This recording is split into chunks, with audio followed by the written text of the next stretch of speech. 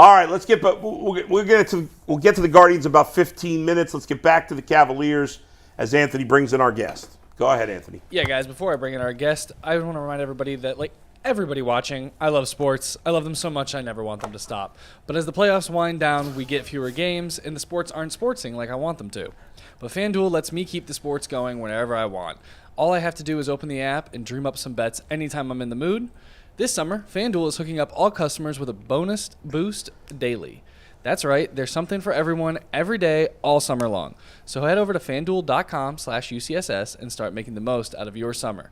FanDuel, the official sports betting partner of Major League Baseball. Nobody believes you. No, not at all. I try to sell He it. didn't read the bold. He didn't read the bold letters, though. Come on, give him credit. Yeah, he didn't read the bold letters. He didn't read the bold letters. That's true. That was improvement I learned from there. my first mistake. Nobody believes you. You have to put more effort into that. Do we have our guest? We do have our guest. If you want to bring her in, Steve? Hi, Kylen. Hey, how's it going? We are doing well. This is Kylen Mills. She's the host of the Locked On Warriors podcast, and she covered Kenny Atkinson for the last 2 years before he came to the Cleveland Cavaliers. Kylen, what can you tell us about Kenny Atkinson and who the Cavs are getting as their next head coach here? I think this is a great hire for the Cleveland Cavaliers, guys. I think that fans and members of the media should be excited about Kenny Atkinson. First of all, within the Warriors organization, there's a ton of respect for Kenny Atkinson. Around the NBA, there's a ton of respect for Kenny Atkinson.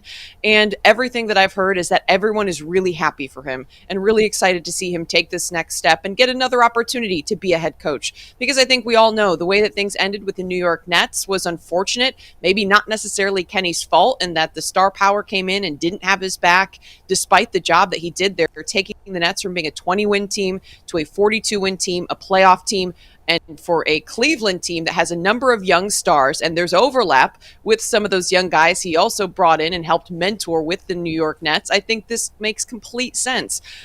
During his time with the Golden State Warriors, he had the opportunity to learn from one of the greatest coaches, at least in what's regarded in a lot of circles as one of the greatest coaches in the NBA, in Steve Kerr.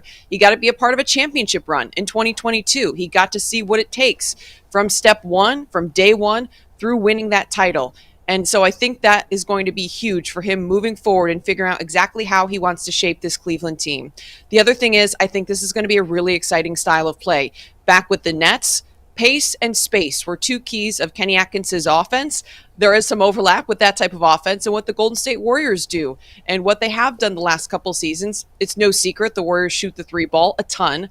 They also like to push the pace, or at least they have in the past. These last couple years, it's been a little bit of a struggle since the 2022 title run as the Warriors are getting older. But back with the Nets during his couple of seasons when he was able to turn that organization around and that team around, they were top 5 in threes taken and threes made.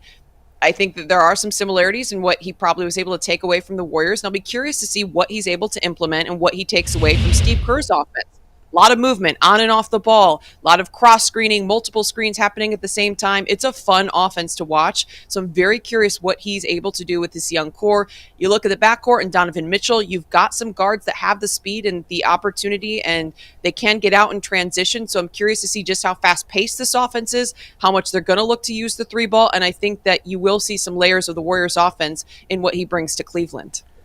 I wanted to ask you more about the culture of Golden State and how Kenny would impact or be impacted by that, because I just know, talking to Mike Brown, and what a different coach he was leaving Golden State than he was when he walked in there. What is it about Steve and the Warriors culture that is so different that it sort of changes these coaches in the way, not even necessarily the X's and O's, but just the way that they view the game after they leave?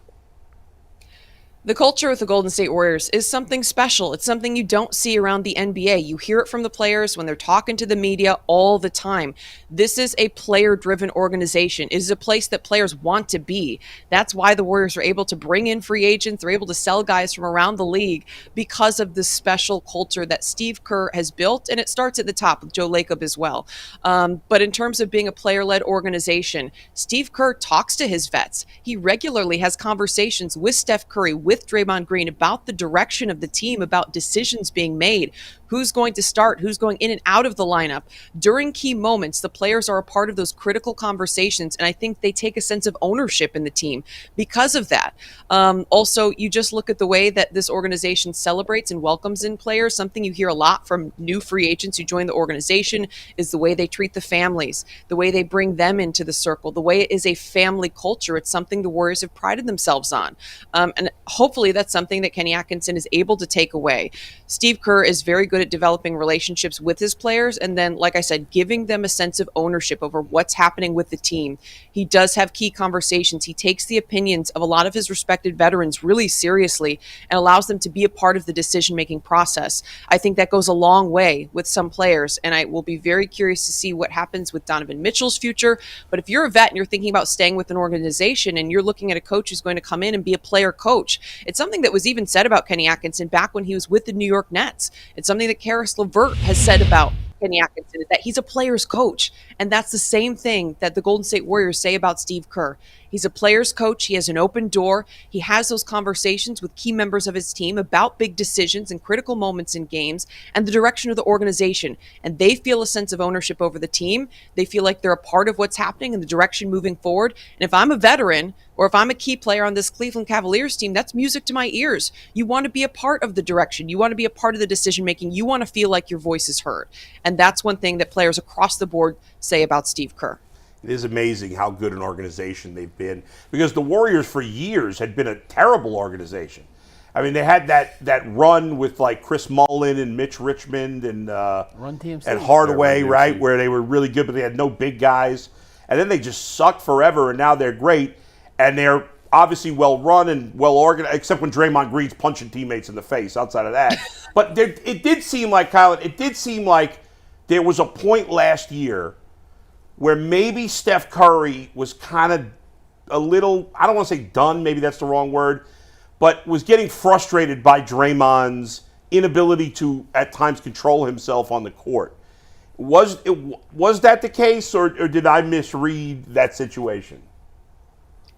There was definitely frustration, not just from Steph Curry, but across the organization with some of Draymond Green's antics. I mean, it gets to the point, well, this is an organization and teammates who have supported Draymond Green throughout his career.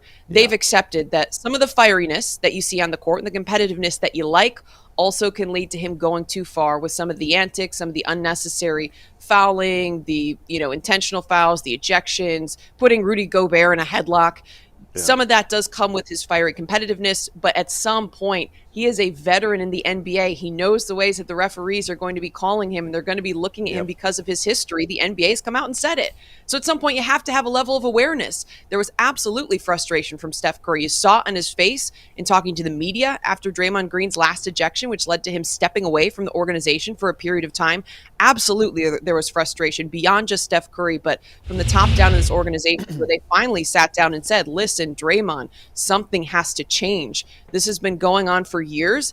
It's not something new, but it's to the point where you've got to get it in check and get your emotions under control, especially when you know the way the league is going to be calling you and the way the referees are going to be looking at you, and any little thing could put yourself in jeopardy and ultimately put the team in jeopardy. Certainly there was frustration from Steph Curry. Another layer of Steph Curry this year, I think, was just that he was tired.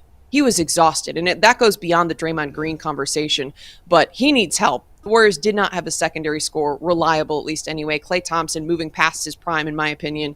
So I think that there was frustration from Steph Curry on a number of levels, but certainly Draymond Green was a big factor.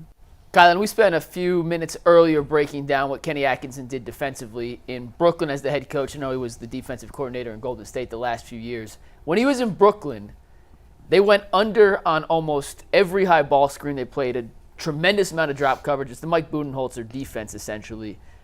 I didn't get a chance to go through what he did necessarily the last 2 years in Golden State as the defensive coordinator. Did he do some of the same principles that he had done as the Brooklyn head coach in Golden State, or was it more him kind of filling in what the Warriors have been doing the last essentially decade under Steve Kerr defensively with the title of defensive coordinator?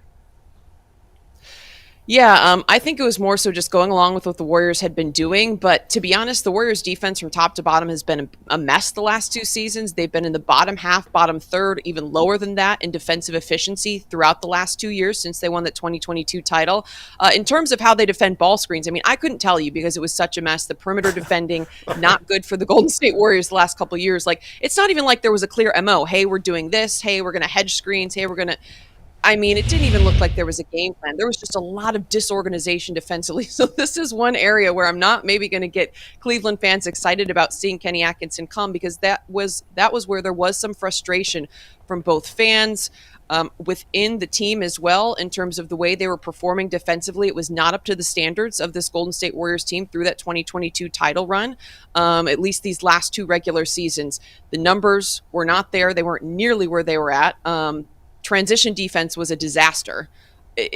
There were a number of issues defensively that need to still be ironed out for the Golden State Warriors. So maybe a little bit of a level of concern considering that Kenny Atkinson was indeed in charge of the defense, but there was a considerable drop-off after Mike Brown left the organization. And it's something a number of media members and fans have been scratching their heads as to why, because I don't think a lot of the principles changed as you're talking about bringing in, different ways to defend ball screens or going under in that type of defense. That wasn't necessarily what we saw, but to be honest, it was a mess. It was a mess, especially the perimeter defending. It just was not good. I'd love to hear that. Yeah, no, that's not great. Let's wrap it up with this, which has nothing to do with Kenny Atkinson. Even though obviously the Warriors have been a much more successful franchise than the Cavs do have, of course, the one championship where the Warriors were up 3-1, as you know. I don't have to repeat that. But are the players, are the fans, even though you won a ton, still bitter about the Cavs rallying, kicking their ass 3 straight games, and winning that series as we celebrated our first city championship in a very, very, very long time? What do you say? What do you think?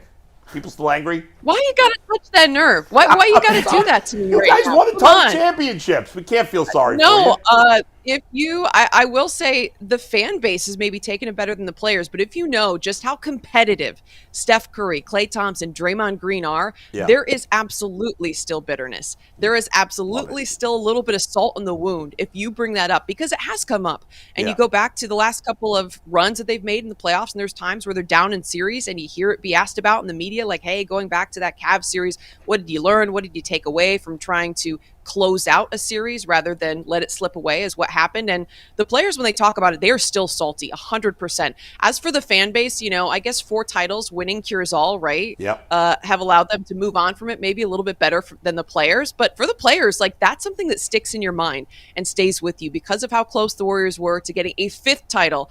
I don't know that Steph Curry needs to cement his legacy further, but hey, 5 wouldn't hurt. So it's definitely something that if you ask the players about, because it has come up in post-game media sessions, they're not happy. They're not happy about it. Like I said, there's definitely still a level of saltiness there. I think the fans have moved on better than the players have. Good. 30. I was going to yell at Bull for asking so many Warriors questions, and now I'm going to ask a Warriors question. So screw it.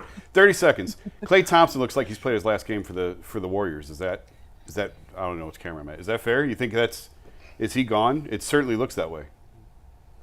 My take is that Klay Thompson is gone. I think he's going to move on. With every day that passes, the Warriors and Klay Thompson are getting farther away from reaching a deal. I think there's a level of hurt feelings for Klay Thompson because of the contracts that some of the players have gotten leading up to him.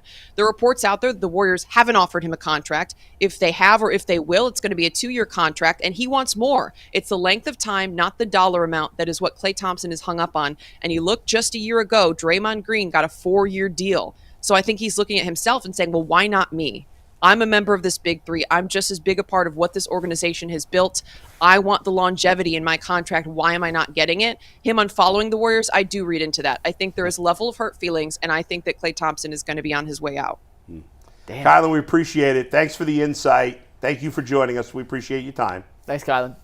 Yeah, thanks so much for having me. It's fun. Appreciate it. And we'll be very excited to watch the Cleveland Cavaliers, which I haven't been able to say a lot the last couple years, at least anyway. Yeah. Getting there in the playoffs, but we'll still going to see. be very curious to see how Kenny Atkinson redirects this team. Thank you, Awesome. Kylen. Thank you, Kylen. We appreciate it. That was Warriors Hour.